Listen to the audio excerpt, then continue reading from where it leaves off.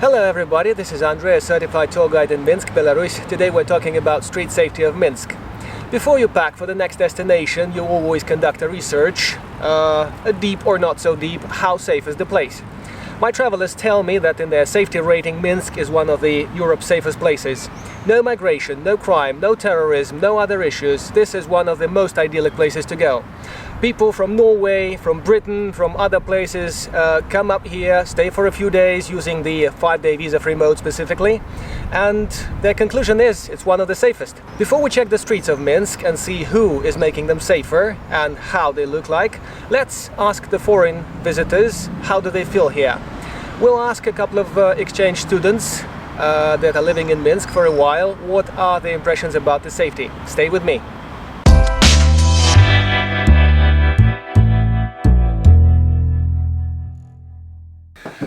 Now that you've lived in Minsk for a while, would you say Minsk is safe and Belarusians are tolerant to other peoples, nationalities, cultures? I can say with full confidence that I feel safe at every point in the city. And I've been living here for right now 7 months, and there hasn't been a single point that I felt myself irritated about something. And I can again with full confidence say that the public of Minsk and Belarus at all, are very generous and very tolerant, especially to foreigners. Yeah, I've been not only in Minsk, which is a capital, but I've also been in Vitebsk and Polotsk, which are cities quite far away and which are not like the capital. And even in those cities, I've always felt myself comfortable with the people around, even at late times or even at unknown parts of the cities. People are sometimes afraid of the local police with all the stereotypes about Russian police, and many people think that this is the same.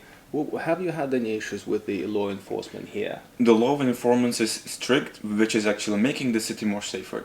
The law of enforcement is not... Yeah, the police, cops. The police and the law, and they're not at all corrupted, as far as I see. Yeah. And I heard about stories which happened to my friends in Russia. The police were a bit corrupted in a way, and they were taking the passports of tourists and asking for money in return. And I can say that not such kind of a thing ever happened to me in Minsk, and I feel safe and the police is around. Specifically, it's not required to carry the passport 24/7 because, well, it's not required. And none of my guests and people here, the students studying Russian, have never been inconvenienced in this manner. What's the story with safety? What is your feeling in Minsk? Are you feeling safe? How are people? How is the police? I have one nice example. I once forgot my credit card in a cash machine, and there was really like a 50-year-old woman running behind me for about like 200 meters, bringing me back the credit card, and so it was like. Would say you could even left some things at a bar or something like this, or maybe forgot them, and it's most probable that you will get that back.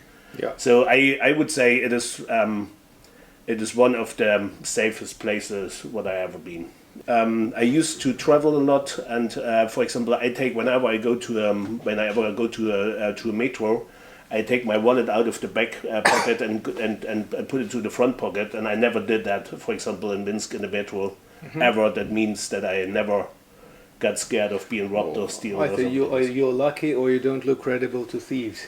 We had some historic issues, the two countries. As a German gentleman, do you feel any issues from the locals, or have any issues with the locals about the wars from the past?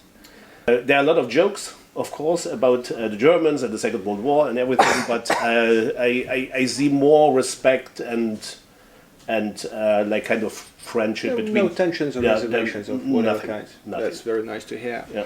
Many guests of Minsk expect to see considerably more police force in the streets than they get to see, and there's nothing wrong about it. Unless there's a rally or a visit of an important political partner, our streets are quite free and you won't see any large numbers of police force anywhere.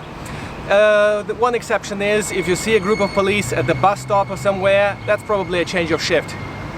What you need to know about the local police is the following. They are in blue or dark blue uniforms with epaulets, radios, chest badges and cameras and other accessories. Street police are using older cars with only blue lights on top. Traffic cops use red and blue. The green uniforms are the army, and since Minsk has all the academies and headquarters, their presence in central Minsk shouldn't bother you at all. The stereotypes about Eastern Europe may dictate the opposite, but generally the level of corruption is very low. Sadly, so is the English command of the police force, but this may improve for the European Games in 2019.